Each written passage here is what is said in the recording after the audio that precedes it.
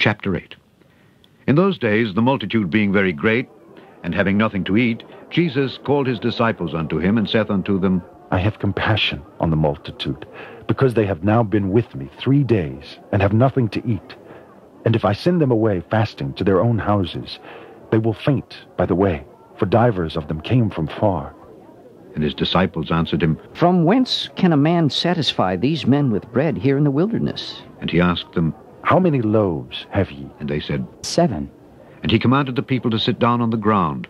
And he took the 7 loaves, and gave thanks, and brake, and gave to his disciples to set before them, and they did set them before the people. And they had a few small fishes. And he blessed, and commanded to set them also before them. So they did eat, and were filled. And they took up of the broken meat that was left 7 baskets.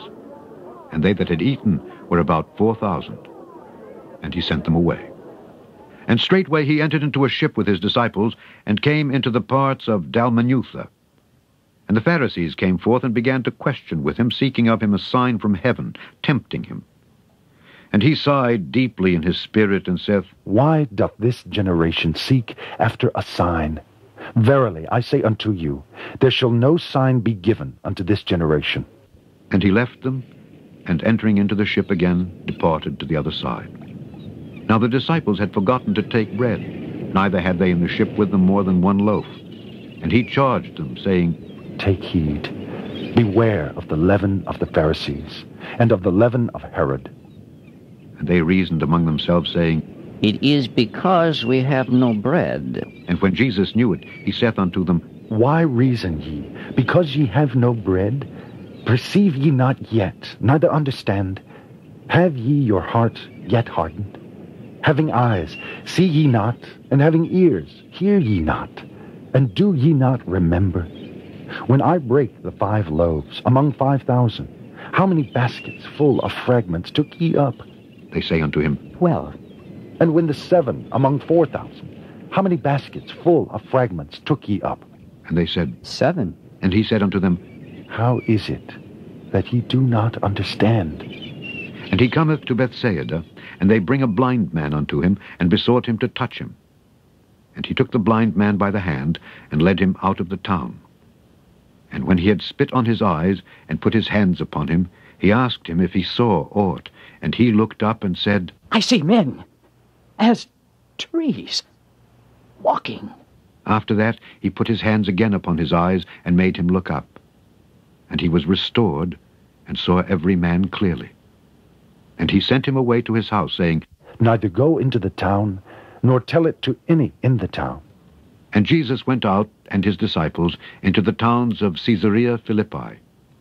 And by the way he asked his disciples, saying unto them, Whom do men say that I am? And they answered, John the Baptist, But some say Elias. and others one of the prophets.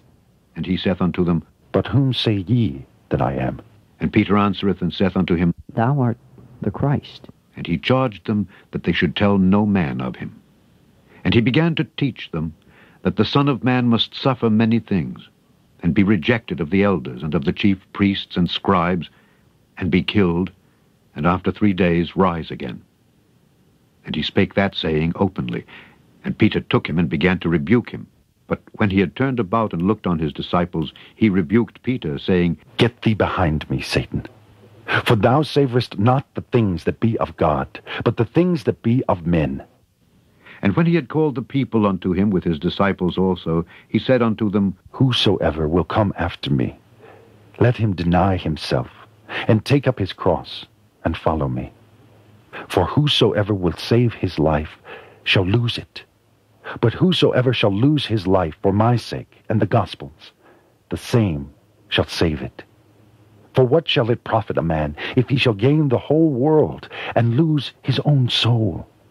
Or what shall a man give in exchange for his soul? Whosoever therefore shall be ashamed of me and of my words in this adulterous and sinful generation, of him also shall the Son of Man be ashamed, when he cometh in the glory of his Father with the holy angels.